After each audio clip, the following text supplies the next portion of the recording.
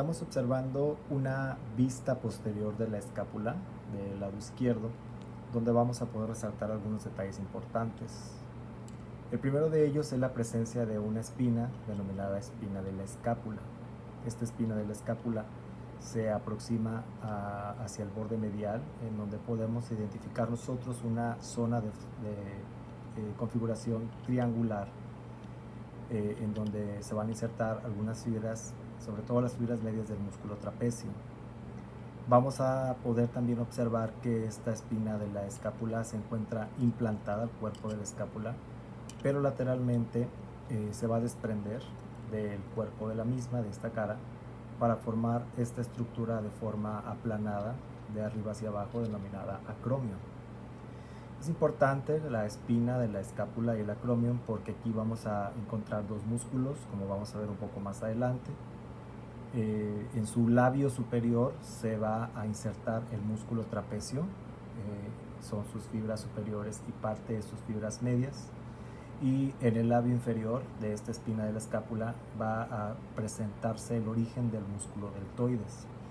Estos músculos son músculos que van a cubrir respectivamente el trapecio, la llamada fosa supraespinosa, en donde vamos a encontrar nosotros el origen del músculo supraespinoso, que si recordamos es un músculo que va a pasar por arriba de la articulación del hombro y por debajo de la articulación acromioclavicular. Y por debajo vamos a encontrar una serie de líneas que nos están traduciendo el origen de varios músculos, principalmente el músculo infraespinoso, siendo que cerca de su borde lateral o borde axilar pues va a prestar origen a dos músculos, que sería el redondo mayor cerca del ángulo inferior de la escápula y el redondo menor, y hacia arriba observamos el tubérculo infraglenoideo para el origen de la cabeza larga del tríceps. Estos músculos van a estar cubiertos por una fascia denominada fascia infraespinosa, de igual forma el supraespinoso por su fascia correspondiente, y para poder observar estos músculos es necesario quitar al músculo trapecio, que va a cubrir la fosa que ya mencionamos, y el fascículo posterior del deltoides, que va a cubrir parcialmente a la fosa infraespinosa con el músculo infraespinoso, el origen de la cabeza larga del tríceps y en parte al músculo redondo menor. Aprovechamos la imagen para poder observar los bordes de la escápula, señalando aquí el borde medial de la misma, en donde se inserta de arriba hacia abajo el músculo elevador de la escápula, llamado también angular del omóplato, y el músculo romboides, que bueno, se divide en romboides mayor y romboides menor. Estos músculos son músculos que están uniendo la columna vertebral a la escápula. En el borde lateral se encuentra también el músculo redondo mayor, el músculo redondo menor, y bueno, ya mencionamos la cabeza larga del tríceps. En el ángulo inferior se van a entrecruzar las fibras con el pasaje del músculo dorsal ancho, que son importantes porque van a movilizar el ángulo de la escápula y van a participar en unos movimientos que se llaman movimientos de báscula de la escápula, donde la escápula va a ejecutar dos movimientos denominados movimientos de báscula, movimientos de rotación. Se van a llevar a cabo en una articulación falsa, sin sarcosis escápulo-torácica, que pues es clasificada de esta forma porque es una articulación formada por dos planos de deslizamiento. En el ángulo superior de la escápula vamos a encontrar la inserción del músculo elevador de la escápula, llamado también angular del omóplato. Todos estos elementos van a estar cubiertos por fascia, van a estar cubiertos por tejido celular subcutáneo y por último van a estar cubiertos por piel.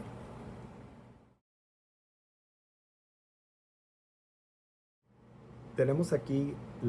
al húmero, y de lo que nos compete hablar ahora del húmero es sobre su cara posterior, la cara posterior de la diáfisis. Este húmero es un húmero izquierdo, en donde vamos a observar en su extremidad inferior la epitróclea prominente por arriba y medial a la tróclea humeral, y esta saliente no tan prominente que sería el epicóndilo, situado por arriba y lateral al cóndilo humeral. Entonces la epitróclea es medial, por lo tanto vamos a girar la diáfisis del húmero para poder observar toda su cara posterior que se va a encontrar entre los bordes medial y lateral respectivamente. Va a resaltar en la cara posterior de la diáfisis humeral la presencia de un surco denominado surco del nervio radial. Este surco del nervio radial, o también llamado canal de torsión humeral, es importante porque sobre él se desliza un nervio que se llama nervio radial, que es el nervio que comanda la extensión del miembro superior,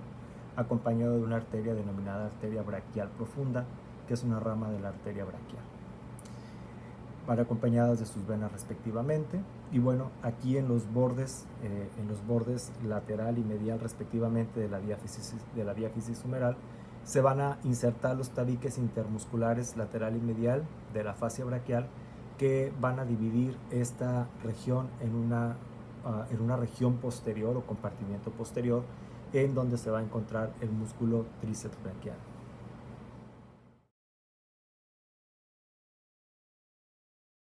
La vista que estamos observando es una vista posterior, ahora de una escápula derecha, en donde podemos identificar cómo la extremidad superior del húmero se articula con la cavidad glenoidea de la escápula. Vamos a ver cómo en el borde medial de la escápula se inserta el músculo romboides. Recuerden que el músculo romboides está uniendo la columna vertebral con la escápula, en donde observamos la oblicuidad del músculo, importante, porque la función de este músculo es la elevación de la escápula, la aducción de la escápula y la rotación de la misma, con el consiguiente descenso del hombro. Vean cómo las fibras inferiores del romboide se aproximan al ángulo inferior de la escápula, que son responsables de la rotación de la misma. Con la misma función, vemos al músculo elevador de la escápula, en donde observamos su inserción en el ángulo superior de la escápula, alcanzando parte del borde medial de la misma, y al igual que el romboides comparten las mismas funciones y la misma inervación.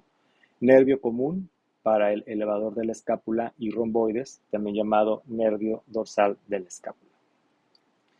En el ángulo inferior se desliza el músculo dorsal ancho en dirección al surco intertubercular, que también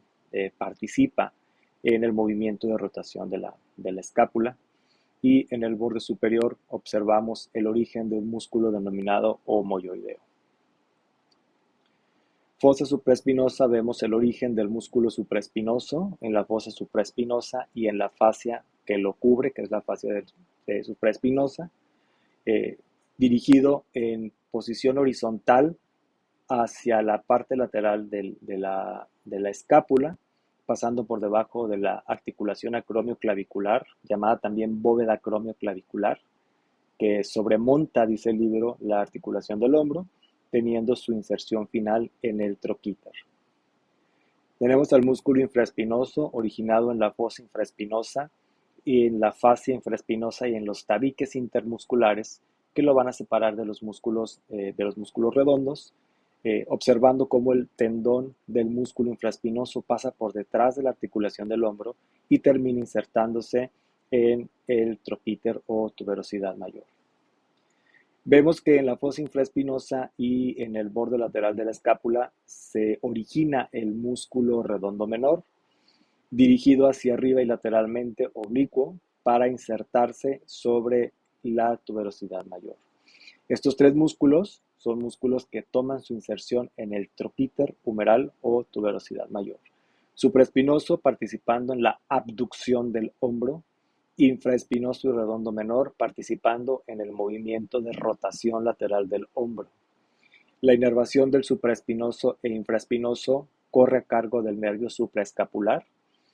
y la inervación del músculo redondo menor corre a cargo de una rama del nervio axilar o circunflejo. Estos músculos, como lo comentamos, están cubiertos en parte por el fascículo posterior del músculo deltoides,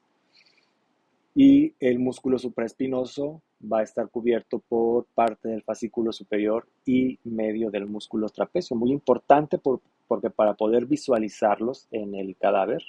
necesitamos retirar estos dos músculos para ver los músculos que se encuentran en la región escapular. Estos músculos que estamos mencionando nosotros, supraespinoso, infraespinoso, redondo menor y la cabeza larga del tríceps, son músculos que rodean la cabeza humeral y por lo tanto reciben el nombre de manguito rotador o cofia de los rotadores. Se agrega aquí, aunque no es parte del manguito rotador, el músculo redondo mayor, en donde se visualiza que entre la cabeza larga del tríceps y este último músculo se interpone una bolsa serosa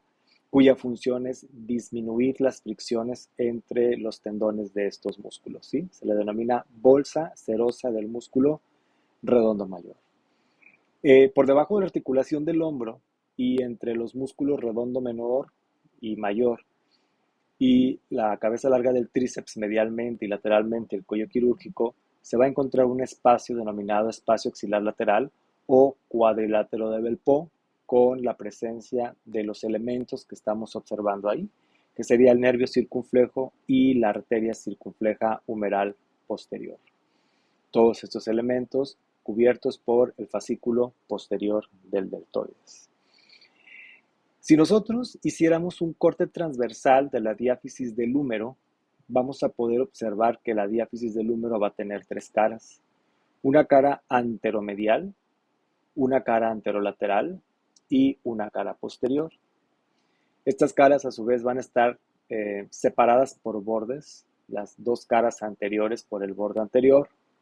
la cara anteromedial y posterior por el borde medial y la cara anterolateral y posterior por el borde lateral. Esos bordes son muy interesantes. ¿Por qué? Porque todos los músculos del brazo van a estar envueltos por una fascia, cubiertos por una fascia denominada fascia braquial. De la profundidad de la fascia braquial se van a originar tabiques intermusculares que se van a insertar en los bordes lateral y medial de la diáfisis del húmero respectivamente, lo que nos va a permitir dividir el brazo en dos compartimentos o en dos celdas. La que nos compete es la celda posterior, porque en la celda posterior se va a encontrar el músculo tríceps y los elementos que estamos observando nosotros son los elementos que mencionamos en el canal de torsión humeral o canal del nervio radial, que sería el nervio radial y la arteria braquial profunda. La imagen ilustra el canal de torsión humeral, en donde se deslizan los elementos vasculonerviosos que ya mencionamos. Y bueno, este canal de torsión humeral presenta dos crestas o dos labios, un labio externo en donde toma su origen la cabeza lateral del tríceps junto con el tabique intermuscular lateral, y en el labio medial se encuentra el origen de la cabeza medial del tríceps, al igual que en el tabique intermuscular medial. Sumándose a estos músculos, la cabeza larga del tríceps, originada en el tubérculo infraglenoideo, y que bueno, estos músculos se van a reunir para formar un tendón fuerte y poderoso que se inserta en la cara posterior del olecrano. La presencia del músculo redondo mayor contribuye a la formación de un espacio axilar, denominado espacio axilar inferior o triángulo húmero tricipital.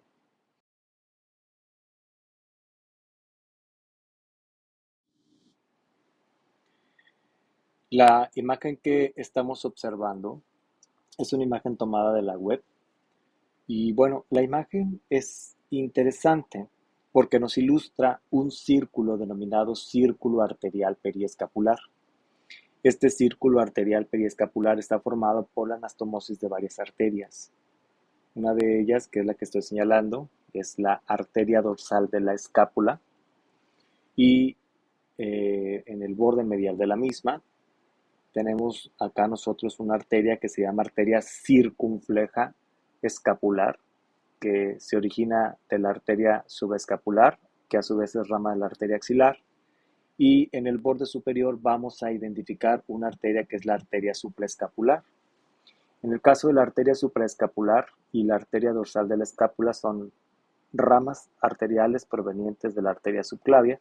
mientras que la arteria circunfleja escapular es una rama proveniente, como lo comentamos, de la arteria axilar. Y bueno, estas arterias van a originar, en el caso de la circunfleja escapular, va a originar ramos descendentes y ramos ascendentes que se van a anastomosar con ramos provenientes de la arteria dorsal de la escápula hacia el ángulo inferior de la misma, y por los ramos ascendentes de la arteria circunfleja escapular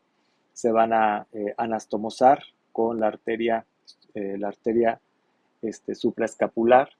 que está teniendo un trayecto por la escotadura de escapular, y que, bueno, previamente originó ramas que vascularizaron al músculo supraespinoso.